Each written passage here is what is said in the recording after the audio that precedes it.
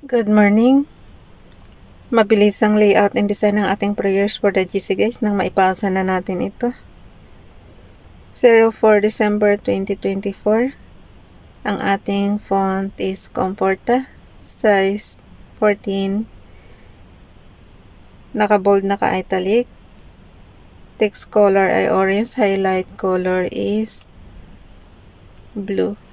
Ayan. X na natin yung format menu. From Family GC, yung mga gustong sumali sa Family GC guys, pakicontact yung aming founder, Harry B. De La Cruz, or yung mga admins, co-founder Moti, admins Roger Pacatang, Aileen Samorin, Aiki Akma, Sarah Golingana, na Elsa Samarkat, ang inyong lingkod Ralph Lion Pagubo Vlogs. Pakisubscribe na rin sa kanilang mga YouTube channel.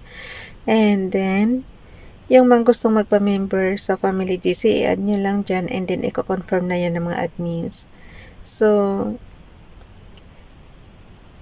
dito muna tayo kay Princess Diane channel. Paki-subscribe guys. Ito yung kanyang Pag nakita niyo yung ganyang paki-subscribe na lang. Almighty Father, we love you and we adore you. Through the love and sacrifice of our Lord Jesus Christ, we have been brought closer to you. Bless this day, Lord. Fill us with your Holy Spirit that we will have the wisdom and strength to do your will. Amen. Kinuha lang natin yan sa Google guys, tapos sabi ko nga sa inyo konting edit lang para mayroon tayong pang general na prayers para sa GC. Tapos dagdagan nyo na lang yan ng inyong sariling prayers. Sabi ko nga sa inyo, iba pa rin yung kayo mismo humingi ng guidance tsaka protection katulad ko. Kita mo simpleng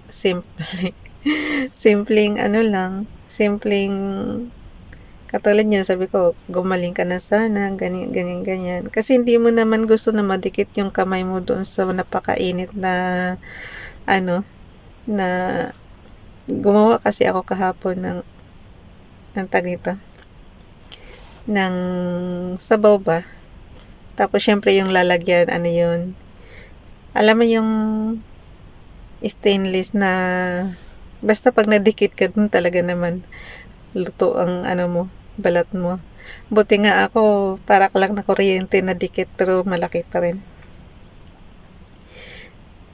Kaya mga ganyan guys, need mo talaga ng guidance ni Father God. Kasi hindi mo naman hindi mo hawak yung, pero mo magaling ka ngayon. Tapos bigla ka na lang pag malaman mo na lang patay na yung taong yun. Parang mga yung mga hindi mo talaga hawak ang mga ginagawa mo sa araw-araw. Kaya parati kong sinasabi, hingi kayo ng guidance ni Father God.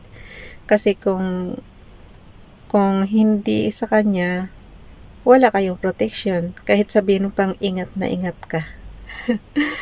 Kahit sabihin mong ingat na ingat ka guys, hindi talaga pagka hindi ka humingi sa Kanya ng gabay sa araw-araw.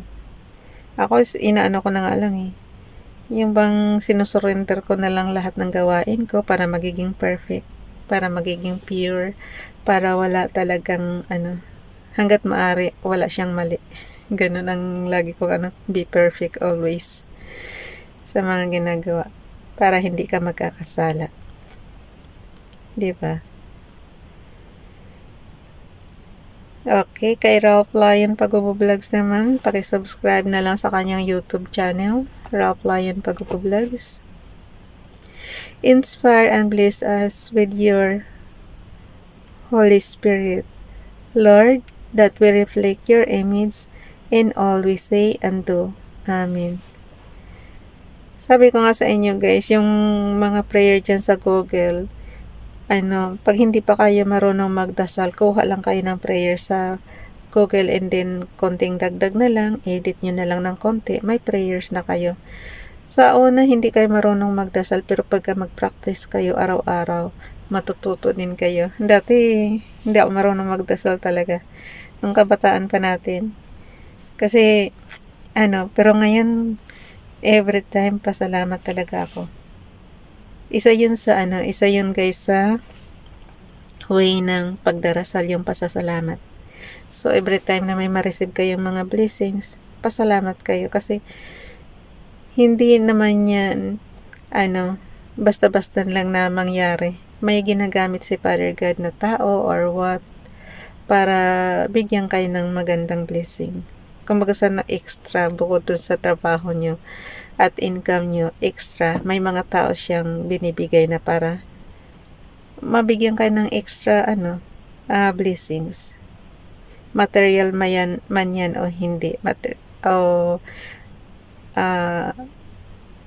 Ano man yan, pinapagaling ka man ng sakit mo or binibigyan ka man ng kung ano-ano, material, pasalamat ka kahit paano.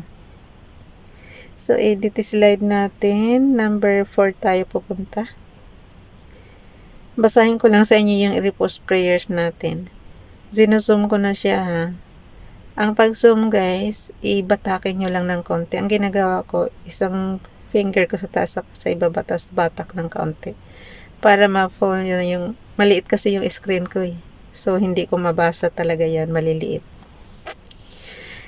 Okay, dito tayo sa repost prayers, Ronelo Legaspi Vlog. Paki-subscribe, likewise, younger submit yourselves unto the elder. Yeah, all of you be subject one to another and be clothed with humility. For God, hindi ko na naman mabasa. Resisted the proud and give it grace to the humble. 1 Peter chapter 5 verse 5. Nakalagay sa kanya Light Bible niya kinuha. Dito naman tayo kay Esperanza Tintero Gutierrez. Paki-follow sa kanyang Facebook account. Good morning. Wishing you a blessed and beautiful. Nakalagay rito guys, Monday. So, ibig sabihin, ang last year na 4 ng December is Monday. Pero sa 2024 is na siya, Tuesday na siya. So, iba talaga. Hayaan mo na. Repost prayers naman yan. May God bless you and your loved ones stay safe. Dito naman tayo kay Rob Lion Pag-vlog, Stihilim, Psalms chapter 145 verse 13. Thy Malchus is a Malchus called Olamim, and thy Michelet for called Dorvador. Yan yung, basahin nyo na lang sa inyong Psalms chapter 145 verse 13. Awit yan guys sa magandang balita Biblia. Tehillim sa Hebrew, sa English, pero sa Tagalog natin na Biblia is awit yan. So, tingnan nyo na lang doon or tingnan nyo na lang sa inyong Biblia ayon sa inyong naiintindihang lingwahe. Kung may Bisaya Bible kayo, kung may iba-iba kayong lingwahe, basta yung naiintindihan nyo. Dito naman tayo kay Princess Diane Channel. Get wisdom, get understanding.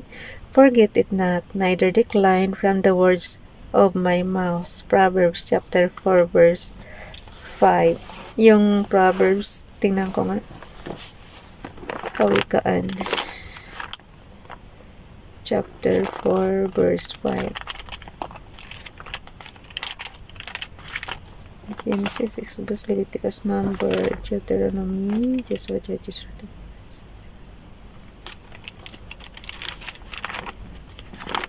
After siya ng awit, so Proverbs, Kawikaan. Ini-English ko muna, tapos tinatagalog ko. Kawikaan, chapter 4, verse 5. Tatagalogin lang natin, guys.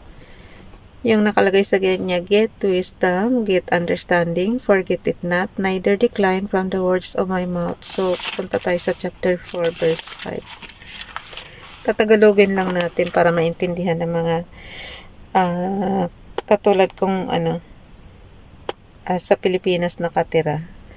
Verse 5, salita ko'y huwag mong lilimutin o tatalikuran, ang pangunawa at karunungan sikaping makamtan.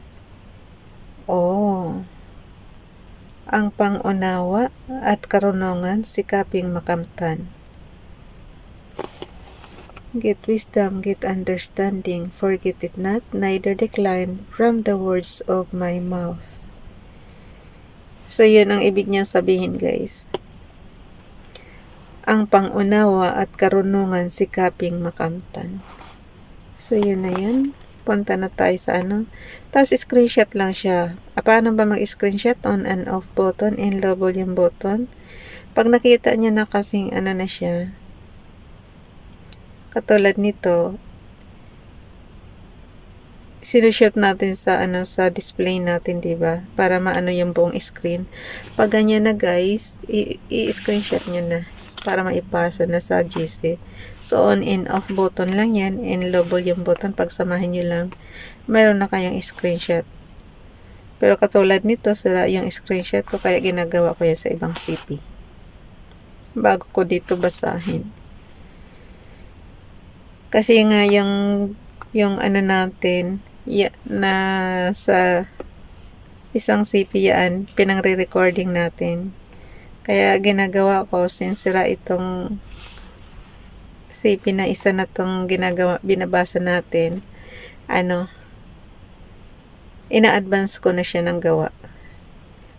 Wala pa kasi akong wala pa tayong pampagawa nito. Ang mahal kaya, guys, pag nagpagawa ka nito, para ka na rin bumili ng bago. Kaya lang, very sentimental sa akin to eh. Ito pa yung unang regalo ng mga anak ko sa akin na nung nagkatrabaho sila. So, yun. Kaya, maganda yung memory nitong cellphone na to, kahit na basag-basag. Kahit na sira yung, yung on and off button, tsaka yung low volume button, kahit sira. Okay lang na pagtsatsagaan. Ayoko kasing magtapon ng CP. Ang dami ko nga CP, kahit mga luma na ayaw kong itapon. Kasi nga, bukod sa nandoon yung mga picture natin,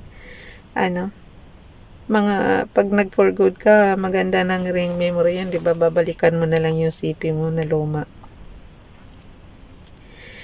Mas marami pa nga akong picture sa luma kong CP kaysa sa bago eh. Yung bago, hindi maganda yung resolution ng camera. What I mean is, siya, parang siya, maputla. Hindi naman tayo maputla sa totoo. Ayun, hanggang dito na lang, guys. Ayan na siya. Linagay na natin siya sa storage. Diba lagi kong sinasabi sa inyo, pag marunong kayo sa Microsoft Office Excel, sa computer, i-apply nyo lang dito yung natutunan nyo. The same na rin yan. Kasi ito may mga cell addresses yan. May rows, may columns. Parang Excel talaga. Yan. Kaya lang ginagawa ko, sinasagasaan ko yung rows. Para hindi na ako nag-i-enlarge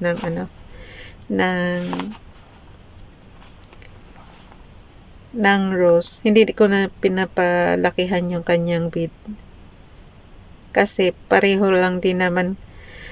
Mahihirapan lang ako pag nandito ako sa kabilang column, tapos iba pala yung size ng graphics, diba? So, ang ginagawa natin, for example, yan, plus lang, and then, image over cells ginagawa ko para masagasaan siya.